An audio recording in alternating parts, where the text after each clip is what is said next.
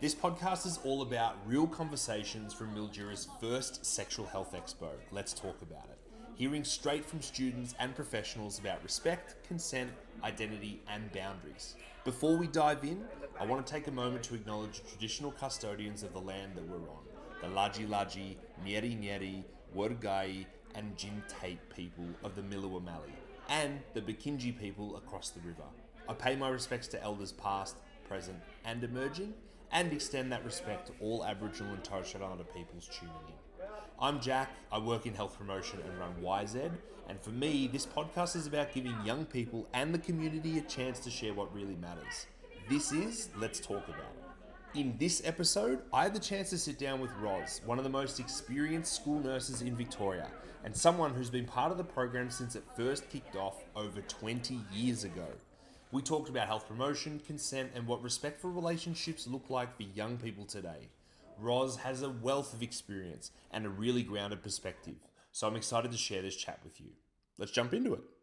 Roz, I guess I should start with asking you what you do, who you are, and also what brings you here to the Let's Talk About It Sexual Health Expo. Thanks, Jack. I'm a secondary school nurse. I've been working in the role for quite a long time. I work as part of the wellbeing team in my schools, as well as delivering sexual health, mental health, alcohol and other drug education to students. And also I do some delivery of health education for teachers. One area I have been working in is the English Language Centre, upskilling teachers to deliver cross-cultural appropriate sexual health as well. Oh, so good. The reason why I'm here is I've been on the organising committee for the last few years with the Community of Practice Search. Yep. And a few years ago we ran an adult sexual health trivia night. Oh. And now this is another culmination of collaborative work that we've done across the services to get this day together. I haven't done all the work, all the others have, but we've been part of the planning. It's fabulous to see it actually executed today and just how many students have had through the door, nearly like over 200, I think. Yeah. I'd love to start this podcast with the first question here I've got, which is about boundaries and respectful relationships, which is really your wheelhouse. But from your perspective, what does a respectful relationship look like for young people today? One that has equality and respect and kindness and gentleness to each other. Yeah. I think teenagers have always, decades and hundreds of years, always wanted to fit in. So fitting in now looks very different to what it did when I first started in this role. And fitting in is around a lot of their online profile and reputation. And did that answer the question? That definitely answers the question.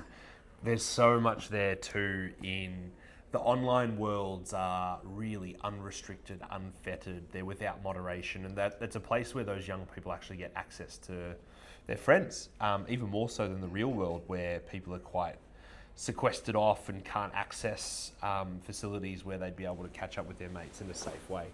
It's interesting too on, I guess, the social currency aspect of your answer, where we see a lot of, particularly in our roles, and for full disclosure, I'm a school nurse as well. It seems to me that sometimes young people will completely forego any and all boundaries, respect, characteristics, virtue that they hold in order to fit in with a group. Do you see that yourself?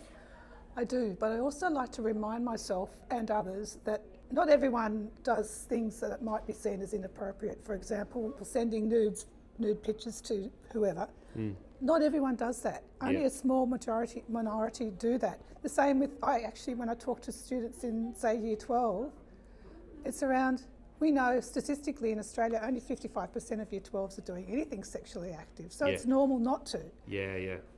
And the light bulb goes on when they realise that it's okay if I'm not, because they think everyone else is doing all of the things we know about. Yeah, it's like keeping up with the Joneses, but it's keeping up with the roughly 500 million users on Instagram that you could have access to seeing every single day. There's so many people that are doing so many things that are advanced of years that it's hard to keep up. Keeping your boundaries and respectful relationships is difficult when all you have access to seeing is people that are doing things way beyond your years. I guess there's a question there too in maybe the consent and communication part. And obviously there's times when young people will forego a lot of their boundaries in order to fit in, but how do you explain consent in a way that actually resonates with young people in a way that they can actually approach it with others. It's about doing something that you really want to do and knowing what you want in yourself. I think, and consent can be anything. Consent can be, don't show me that picture on your phone. Consent can be, yes, I want to have an intimate time with you, but the communication prior, as we all know, is really important. Minority of some relationships, we're seeing a lot of control and a lot of coercion. When I speak to students, I try to remind them that it's okay to have those boundaries and to say no verbally and non-verbally, and to also have a plan around when you're using alcohol, how you're going to manage feeling pressured by anybody to do something that you might regret tomorrow morning as well. It has to be a mutual thing that you both want to do together, not something that you're expected to do. Something I see there in the consent picture is, can you remind yourself that there's someone else at the end of that? And what's the impact that you're actually having on them? Forget about the intention and what you want. You've got to be matched on the impact. And are those both things that align for the both of you? As best as you can, you need to try and achieve that, you know? And most people do. Overwhelming majority do. I agree. So that's why it's always important to remember that not everyone is being sad, mad or bad, basically. And that's always kept me in my role to remember that it's not a majority. Most things aren't a majority. 30% of the students in the school may not have good enough parenting, but they're here and they're trying. I try to remember that, focus on the positive. What do you think the biggest barriers are that teenagers face when it comes to speaking up if they feel like something's not right? Their reputation and maintaining their reputation. Say more. Or ruining it. Yeah. And feeling intimidated by the people around them online and face to face, that they can't call things out. And we've just done that we've just been rolling out the Respectful Relationships program around gender equality and gender violence at our school, and it's been really well responded to by students. Yep. Yeah. So it's tough for a young person, but I think it's also around that personality of the young person and where they've come from in their family life and how it's role modelled to them about calling things out. And I think young people are getting much better at calling things out. Yeah. I think there too, there's a real opportunity for people to call people in. It's very accessible for young people to call out things that they don't believe in or don't prescribe to, but how can they be genuinely curious to get to know the reasons behind what other people are doing? And it's not about calling out as much as just holding up a very quick mirror. I think something that's there for me as a barrier is exactly that. It's the policing of how they actually go about accessing relationships with their friends. And when they access friendships or relationships and they constantly have banter and they're friendly and funny, that is seen as, wow, he's really relatable, down to earth, they're a cool person. Whereas when we see someone in a relationship call something out, immediately it's like, ooh, they're not someone that I want to be around. And I wonder if that's because people are worried about themselves being called out. Yeah, I agree. I think it is. But it also comes back to the level of maturity of the young person. And the biggest thing, what you've modelled today in your presentation, is around what they see to be as normal behaviour and what is okay behaviour, what is not okay. Well, it actually goes in really, this probably could be a quite quick answer, but how do you think schools and communities model healthy communication for their students? Well, it's always good to have the school values at hand and know them really well, and just remind them, hey, we don't speak like that. That's not the way we operate here. Or we don't do things in here, this is against our values. Remember, when I make a class agreement at the beginning about this is a safe space, but we also have a space of respect to everybody in the room. Something that I actually think that we could do a lot more of, potentially as a society, but even just as people, is character building. I think that a really good way that we could actually get people to embody better communication is by teaching them better life skills. And if we could build young people's empathy, if we could build young people's understanding of others and their self, I think that would be a great way that we could actually improve the communication to young people, because we're really big on teaching quite a large curriculum, but actually teaching life skills is quite a small segment of what we do in schools now. Well, it's now compulsory for every school in the state to roll out the Respectful Relationships program. And if it's taught sequentially in the way it should be taught in a comfortable manner and teachers feel comfortable to deliver it, it's got the potential in a decade to change society. If there's someone listening to this now and they did want a way that they could access resources to be able to educate young people in their lives, I'd definitely encourage them to go to that Department of Education website and just search for Respectful Relationships. Units 7 and 8, especially fabulous read. And it's also rolled out in primary schools at an appropriate level. So that sequential learning that students in the last 5 years have been doing, we're seeing in Year 12 students that yes, they know those life skills. I want to ask you this question. I think it's important to get, it's around identity and masculinity. How do you feel that ideas of masculinity can show up in your work with young people? And even if that's just gender expectations more broadly.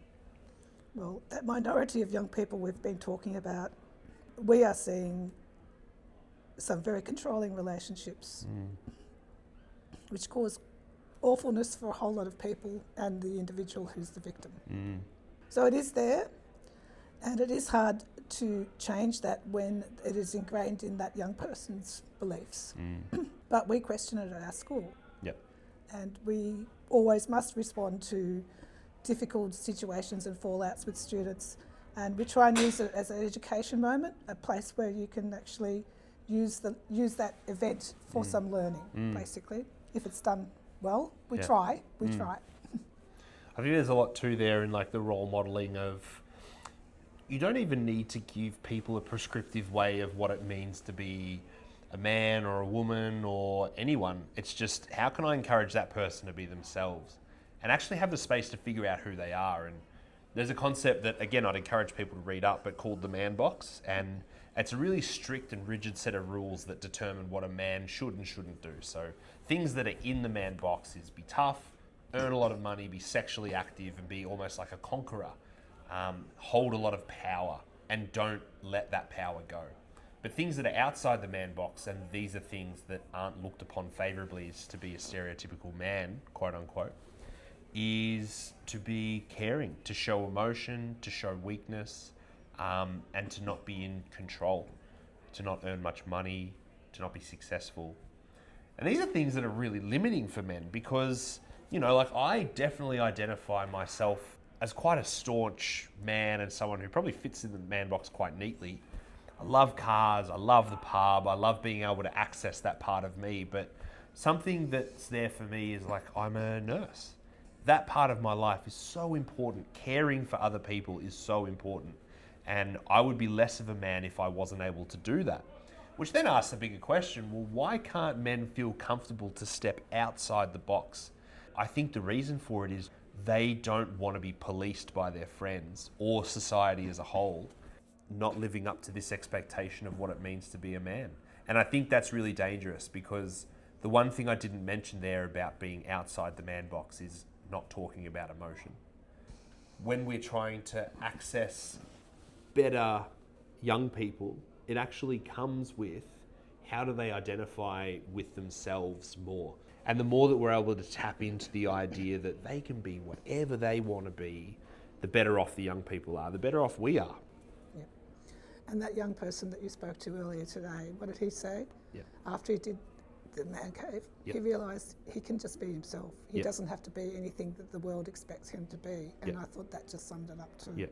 And knowing that, being allowed to know that, like I said about the sexual health activity of Year 12s, once you know that it's normal not to do things, that it's normal to be yourself and to make your own choices. Yeah.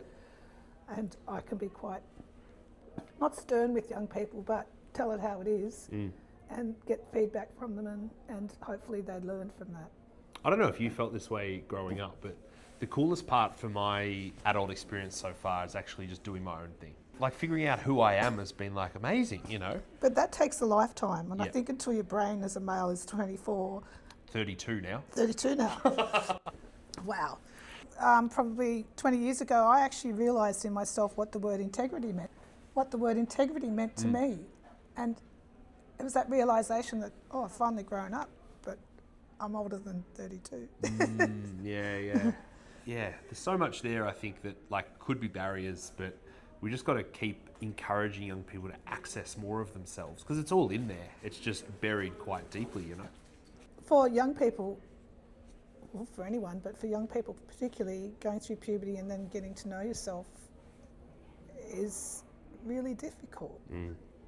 But if you've got adults in your life you can talk to guide you through that, and it can identify someone who you can talk to.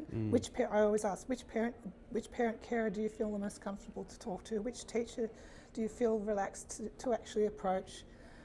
It's great to have friends, but you need to be talking to an adult. And that could be a church person, it could be your big sister, but somebody who's an adult who can actually help you. I also try and remind students, what is the worst thing that can happen?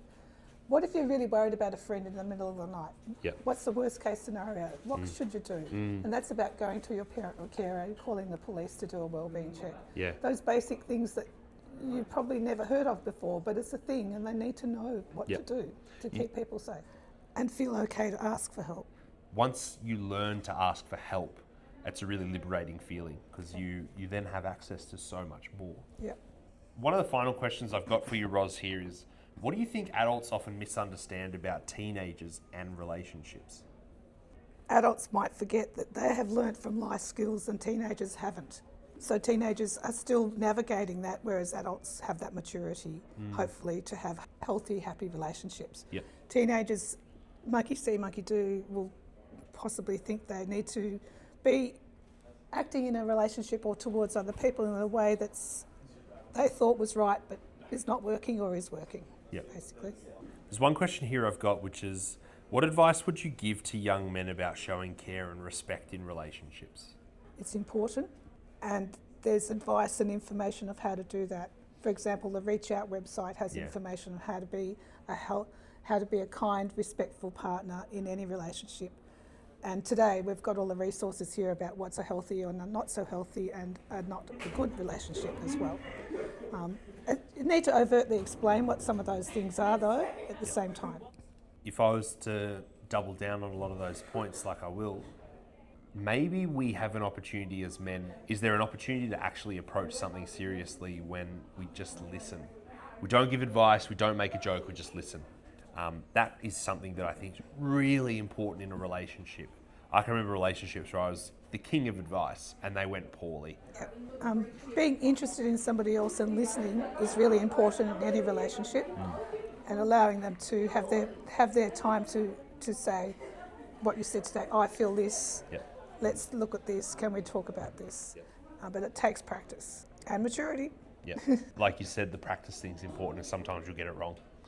You've just got to be willing to try again and try again. And sometimes you've got to let the ego just cop a little bit of a bruising and apologise to people, you know, if something's overstepped. But I think young men need to be reminded that it's okay to do that. The final question I have is, what could schools, parents or services be doing differently to better support young people in this space? Health promotion to parents. What is good enough parenting looking like? What is communication? How can we better help you to understand your teenager and role model a happy, healthy home life for them, so they know what conversation, relationships and respect and equality looks like? Yeah, definitely. I almost feel like it's events like today where you've got the opportunity for young people to get involved with some older people.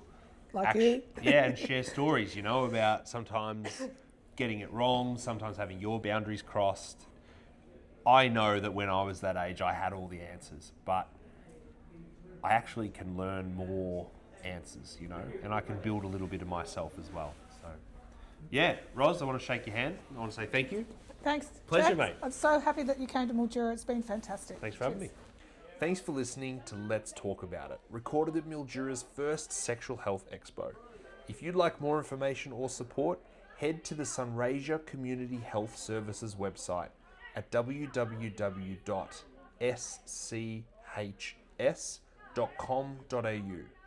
Call them on 03 5022 5444 or get in touch with your local community health centre.